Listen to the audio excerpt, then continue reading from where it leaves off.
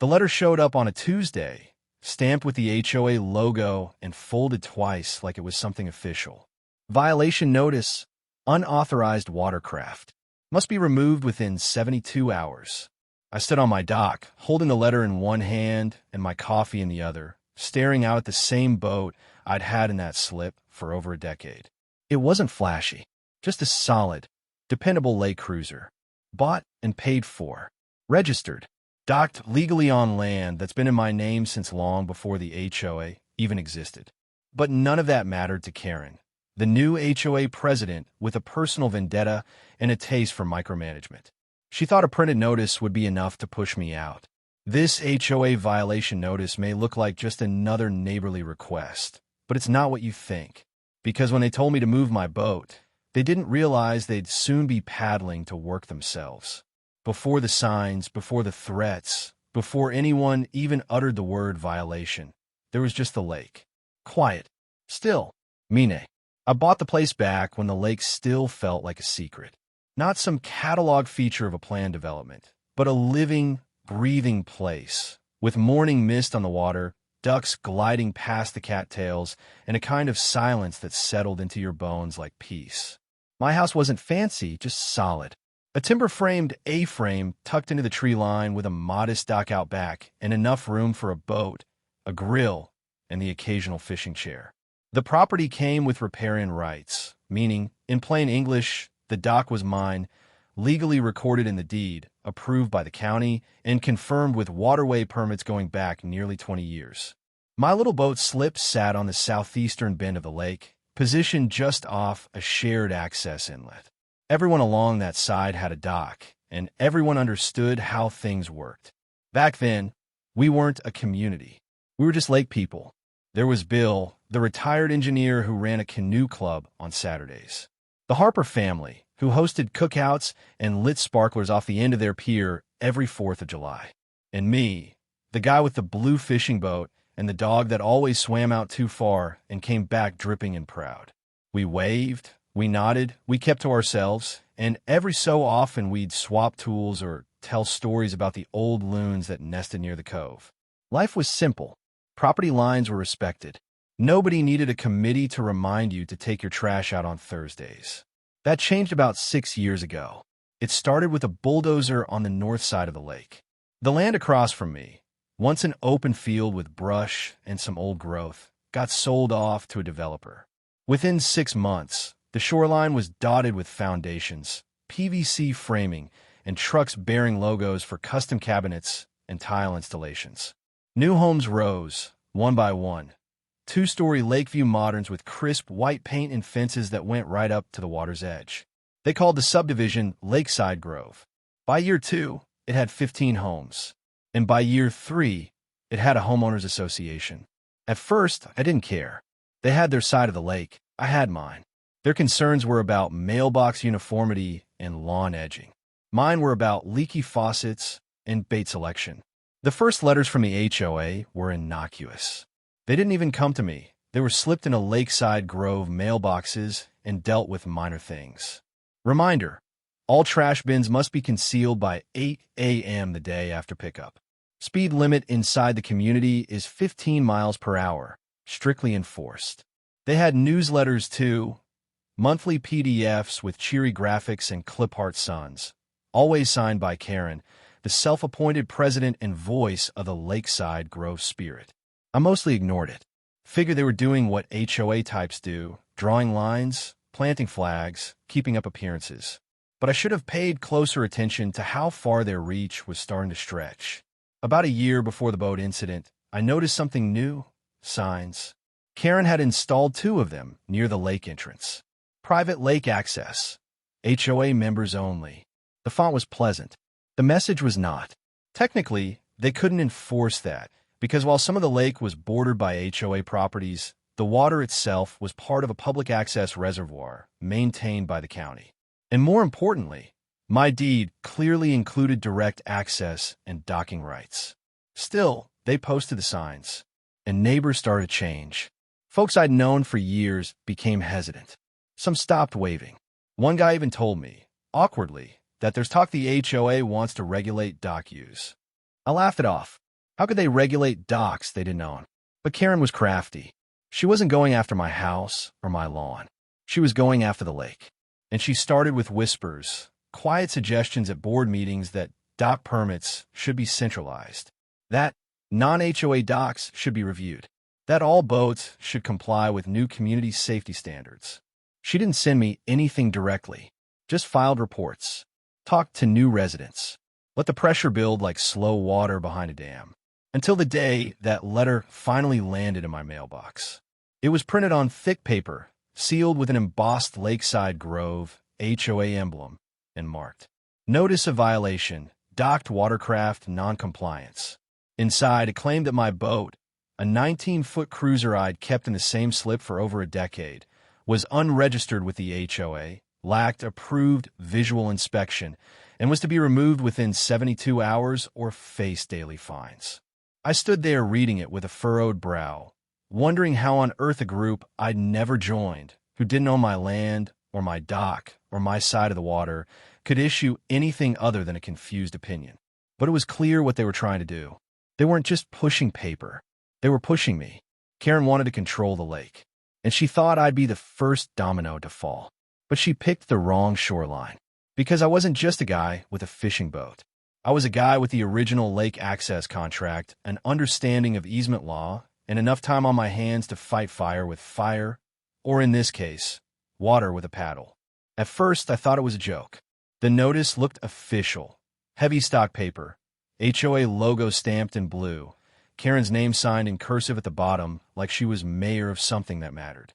It was clipped to my gate with a zip tie, flapping in the breeze like some kind of ceremonial declaration. Violation, unauthorized docked watercraft. According to the document, my boat, a 19-foot blue and white runabout with a small trolling motor and a name stenciled on the side that read loophole, was in violation of HOA dock compliance standards, specifically for being unregistered with the community, not inspected by an HOA representative, and docked in a zone reserved for authorized HOA members. They gave me 72 hours to remove it, or face daily fines of $250. Now, I don't rattle easy. I've dealt with wild weather, engine stalls, and a black bear that once wandered right across my back deck. But this had the particular stink of bureaucracy dressed up as neighborly concern. My dock wasn't some slapped-together fishing platform. It was inspected, permitted, and recorded with the county when I bought the property. It sat squarely within my parcel lines, part of a grandfathered set of lakefront rights that predated Lakeside Grove by over a decade. They couldn't find me. They couldn't inspect anything I didn't grant them access to. And yet, there was the letter, accusing, demanding, and threatening all the same. I might have laughed, except the signature at the bottom was real. And so were the consequences if I didn't respond properly. The next day, I drove down to the county records office, just to be sure. The lake, as expected, was a split jurisdiction. The water itself was county-managed, a public reservoir for non-commercial recreation. The land, however, was a patchwork, half deeded to original private owners like me, half sold off in chunks to developers who then handed control over to the HOA once enough lots had filled in. I showed the clerk my original deed, which included a permanent easement fort dock installation, unrestricted lake access from my property line, no binding agreements with any future development entity. He stamped a fresh, certified copy of the plat map and said, "You're good. They can't touch you." So I returned home, docked loophole exactly where she belonged, and got ready for the next move. Because I knew Karen wouldn't stop there. Sure enough, 2 mornings later, new signs went up. One at the community lake entrance, one nailed to a pine near the HOA-managed picnic area across the water. HOA monitored zone, authorized vessels only. All watercraft must display approved stickers issued by the Lakeside Grove Board. I stared at it for a good while, arms folded. It was printed professionally, laminated, bolted, designed to look permanent. Underneath the sign was a metal box that read, "Apply for your vessel tag here, $100 inspection fee." That was the moment the game changed. Karen wasn't just posturing now. She was trying to create authority where none existed and charge people to validate rights they already had. I wasn't the only target. By the weekend, I heard from two other neighbors, both original owners like me, who'd received similar letters. One had a kayak. The other had an old pontoon boat. Both had ignored the first notice, only to be hit with follow-up threats of lien filings and dock repossessions. Repossession doc. It was laughable, but people were getting nervous. And Karen? She was just getting started. The next HOA meeting turned into a full-on rally. Karen took the podium like she was unveiling a new national policy. I didn't attend, but a neighbor sent me the video. There she was, standing under a string of fairy lights, wearing a beige visor and holding a printed list of community lake initiatives. She claimed the HOA had received dozens of complaints about unsafe or unsightly boats. She said unregistered vessels posed a risk to children and pets. She called it an epidemic of entitlement. And then she proposed a vote. Expand HOA jurisdiction to all docks touching the lakefront. Any property owner using the water, regardless of HOA membership, would be required to pay for lake upkeep, submit to safety inspections, and remove non-compliant vessels. The applause was quiet, scattered, and mostly coming from new residents who didn't know any better. But it was enough. The vote passed, not by law, just within the HOA, which meant Karen felt like she'd won. And that's when she sent the second letter. This one was less polite. It was printed in bold and all caps across the top. Final notice. Non-compliant vessel to be removed immediately. It claimed failure to comply would result in a notice of trespass filed with the sheriff, and that the community board had authorized action if the situation was not resolved within 24 hours. She was bluffing, and I knew it. But what she didn't know is that I'd already filed my own motion with the county. See, the moment she started charging people inspection fees, posting signage, and threatening to control dock space on public water, she crossed into territory regulation. And for that, you need permits, which, according to my friend at the zoning office, she never filed. Even better, those metal signs? They were bolted into protected shoreline trees, in direct violation of county lakefront preservation rules. So while Karen was preparing to call in the sheriff, I was preparing something else.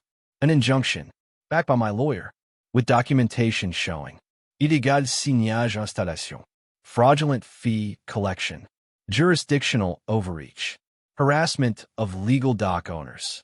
And just to be sure, I also requested temporary revocation of their boat launch privileges, pending an environmental compliance review. I didn't want to be petty. I just wanted my boat left alone. But if Karen wanted to turn my dock into a battleground, she was about to learn what happens when you try to drown the wrong man on his own shoreline. Karen thought she was tightening the net. In reality, she was unraveling the very rope her HOA was swinging from. Once the second violation notice landed on my dock gate, I knew the gloves were off. I wasn't going to argue with Karen. I'd seen enough of her performative authority to know that logic didn't matter to her. But to the county? To the state water authority? To the zoning office? That's a different game entirely. I started with the basics, my deed, buried in the third page of the document, written in the kind of dry legal phrasing that most people skim over, was the golden ticket. Parcel owner retains full riparian rights and uninterrupted access to shoreline water body via dock structure, subject only to county code compliance and state-level environmental regulations. In plain English, my dock is mine. The lake is public. The HOA has no say. Still, I didn't stop there.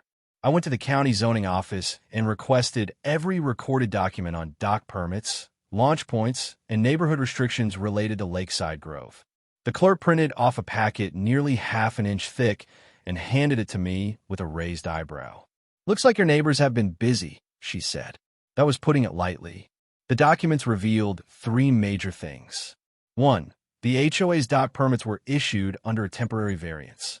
That meant their dock, the big one with the shared boat slips and community sign and log, was only approved for a 3-year window with mandatory inspection and renewal.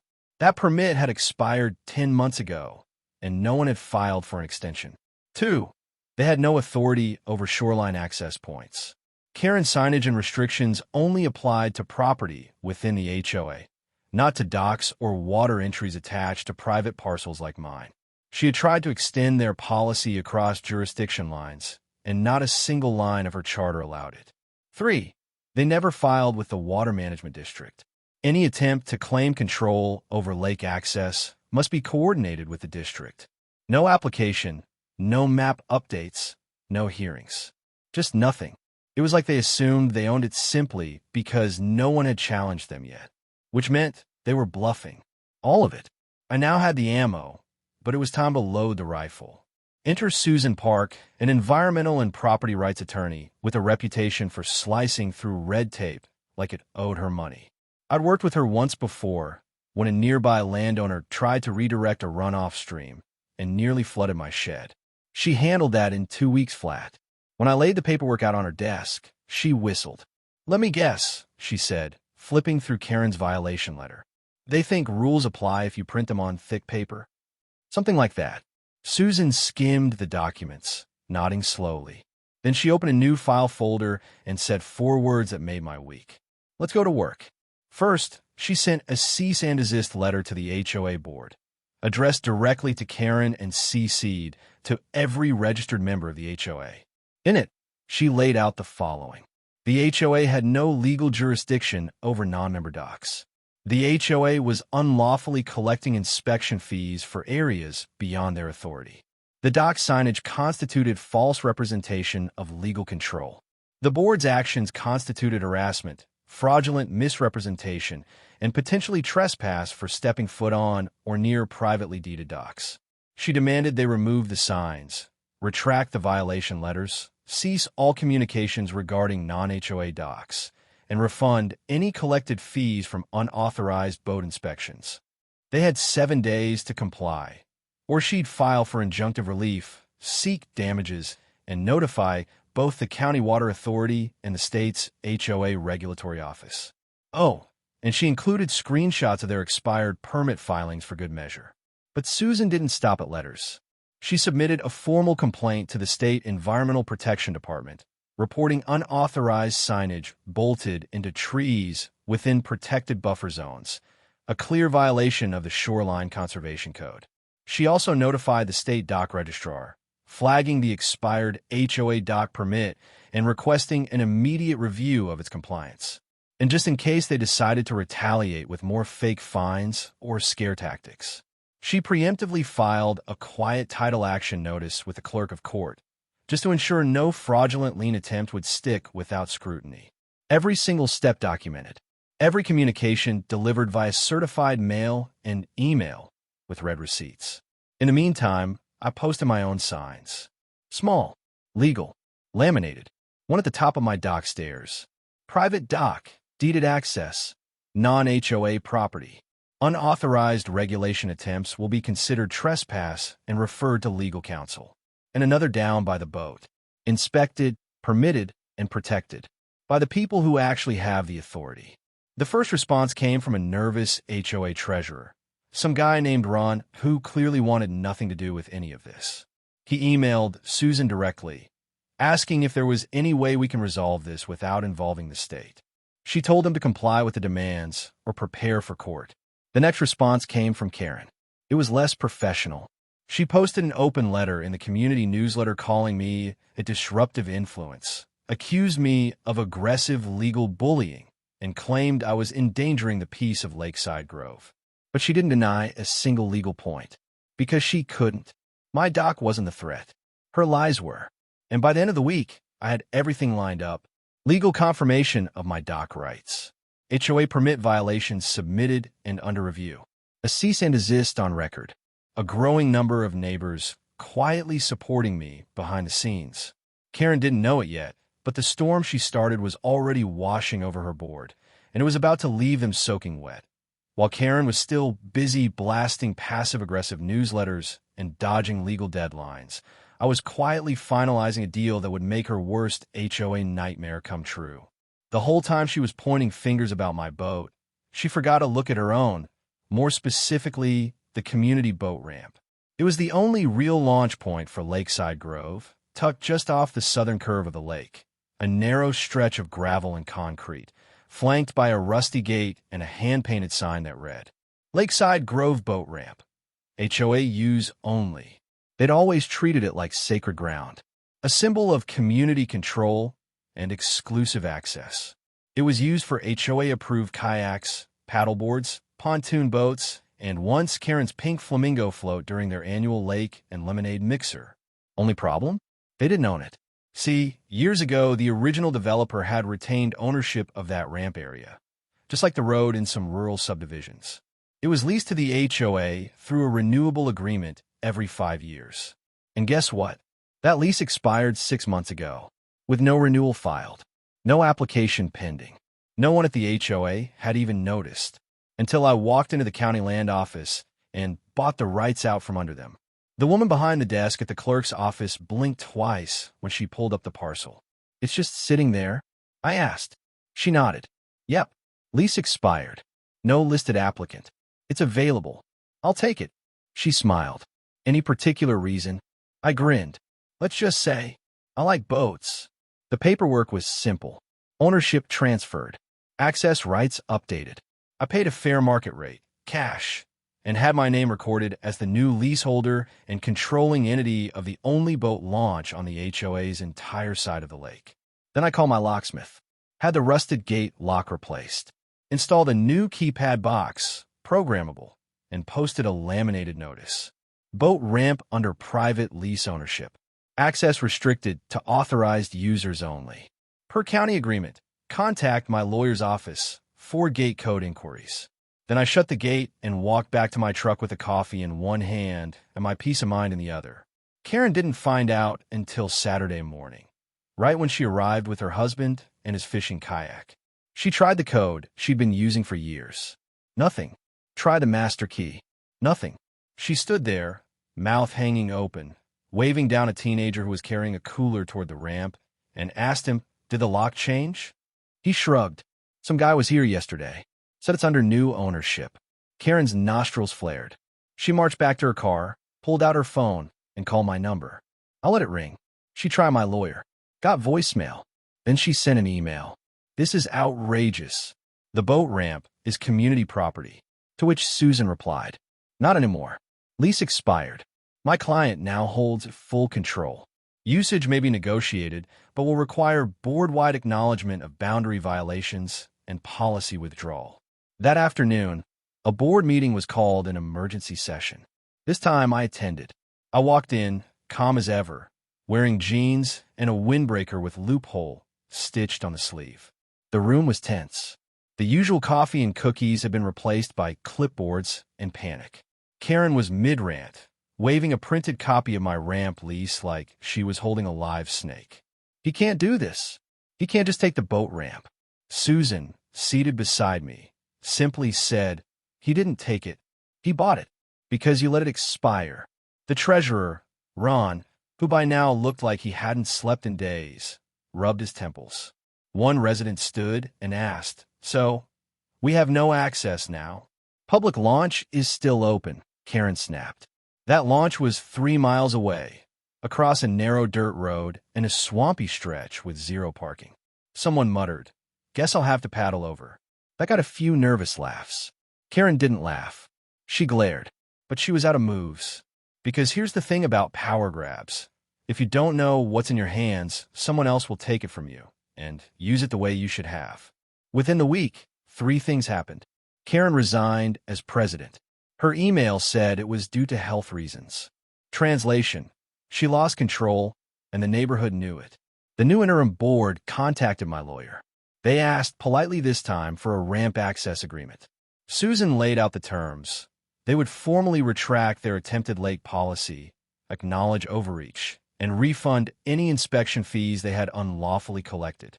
I granted limited ramp access. Not out of pity, out of principle. Residents who weren't on the board and hadn't voted for the violations, they got a gate code, free of charge. The ones who pushed for Karen's lake compliance vision, they were invited to use the public launch until a formal apology was issued. Fair's fair. By midsummer, things had settled. The lake was quiet again, the way it was before. Except now, people waved again. A few even stopped by to say thank you, for pushing back, for keeping the HOA honest, for reminding everyone that just because someone has a title doesn't mean they know what they're doing. The new sign stayed up. And Karen? Last I heard, She sold her house and moved to a landlocked subdivision 3 towns over. Probably for the best, because around here, we don't take kindly to someone trying to dock on our rights. And if they do, they'd better bring a paddle. In the end, it wasn't a courtroom that brought the HOA to its knees. It wasn't yelling or threats or even the fines they try to throw around like confetti. It was embarrassment. The kind of embarrassment that festers when a whole neighborhood realizes they've been following someone who didn't know where the boundaries were legally or morally. Karen's resignation didn't come with a farewell party. No aplausos. No commemorative plaque with her face on it. Just a curt email titled Transition of Leadership, claiming she was stepping away to focus on family and wellness. The only thing she left behind was a spreadsheet full of incomplete compliance reports and a folder of PDF violations no one took seriously anymore. What came next was quieter, but more important. The HOA board, now leaderless and under scrutiny from both county officials and residents, scrambled to reorganize. One member resigned outright, citing loss of confidence in the board's direction. Another asked not to be renominated at all. That left just 2 board members, both of whom had stayed mostly silent during the whole lake debacle. They appointed an interim president, a retired teacher named Eleanor, who reached out to me within 48 hours of stepping in. Her tone was different. Respectful, solution-focused, human. We'd like to formally correct our course, she wrote, starting with the acknowledgement that dock rights belong to deeded owners and always have. I hope we can move forward with better understanding and no more letters taped to gates. I appreciated that. The following week, the new board held a public meeting and issued a written statement, read aloud by Eleanor herself. The Lakeside Grove HOA recognizes the rights of all private lakefront property owners, whether members of the HOA or not. All attempts to regulate docks outside HOA jurisdiction were made in error, and we apologize for the confusion and disruption this caused. That moment, the actual words "we apologize" was when the tide truly turned. Neighbors who had once kept their heads down now came over just to shake my hand. A couple brought cookies. One guy gave me a $10 fishing lure and said, "For the guy who saved the launch." I didn't need thanks. I hadn't fought to be a hero. I fought because it was mine, my dock, my boat, my right to float on still water without someone telling me to vacate it. But the recognition? That felt good. And better than that, it felt final. The boat ramp remained under my lease, though I eventually granted full access back to the neighborhood. No vatecodes, no fees, just a sign that read, "Launch responsibly. Respect the lake. No HOA approval required." The new board agreed to pay for half the maintenance costs and submitted their own updated permits, properly filed this time. My own dock, untouched, no notes, no warnings, just loophole, bobbing gently in the water each morning, waiting for a quiet ride to the far cove. The lake was peaceful again, not because the noise stopped, but because the nonsense did. We were neighbors again, not enforcers and defendants. And though Karen was gone, the lessons stay behind. You don't have to own everything to own the moment. You just have to know what's yours and be willing to defend it when someone in a visor and clipboard decides they know better. If your HOA thinks they can float their authority where it doesn't belong, just remember, a deed and a dock key beat a clipboard every time. I didn't win this by shouting the loudest or threatening the hardest. I didn't need to. All I had to do was know what was mine and stand firm when someone else tried to redraw the lines. Karen thought her titles and neighborhood votes could override land records and water access laws.